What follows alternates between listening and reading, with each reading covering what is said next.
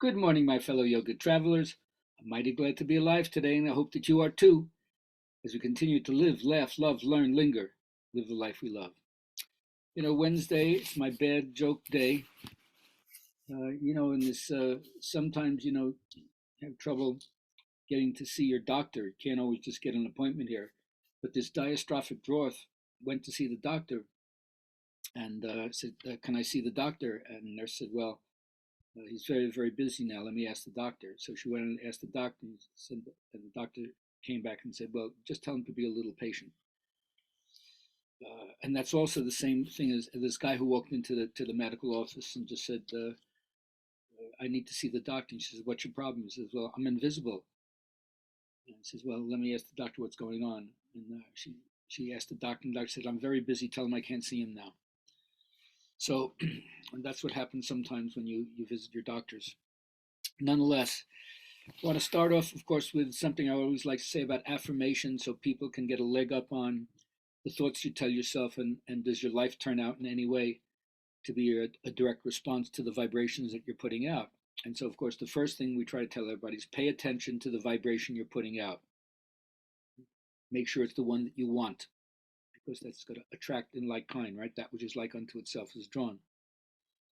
So that's the point of rehearsing these things, visualization, or we call it virtual reality, right? In your own mind, where you have freedom and dominion to think and picture anything you want, make it good.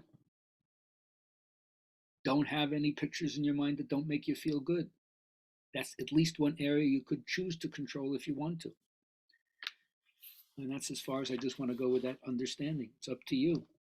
Now, my meditation teachers try to teach you something similar, but about grounding in the here and now. So affirmation, pay attention to what you're vibrating, but in meditation, it's watch your thought forms. Watch how often your mind slips into fantasizing about the future with anticipation, or reminiscing about the past with nostalgia or regret. Either way, you don't want your mind to create a state of grasping after what you like and pushing away what you don't like. You get very, very tired doing that all day long. Just watch the thoughts as they arise and pass away. This is a different exercise, different functioning, different set of skills that you use. So you don't want to be involved in what we call clinging, condemning, and then forgetting what you're all about. Bring yourself back to the present moment. After a while, it all unfolds by itself. Yes, you got to make an effort at the beginning, but it's like practicing a musical instrument, a piano scales. Later on, it gets easier and easier the more you practice. So that's the idea, is to keep your practice going through the gaps when you don't feel like it. You motivate yourself to do it anyway, and then you realize in a certain way you have a little bit more control over your own emotional moods and swings when you keep your discipline going no matter what. It's like choosing to have a pleasant attitude, whether the sun is out or whether it's rainy or windy or snowy or whatever it is, right? So the idea behind awareness, of course, it's always universally applicable. There's no time when bringing awareness into the situation isn't helpful. So just start observing the flow of things. That's the most important thing. And then when you do that, you realize that you'll arrive at what the Buddha calls the bliss of blamelessness. You keep living a life where you face your past honestly. You try to reconcile yourself with others if you've done any moral breach.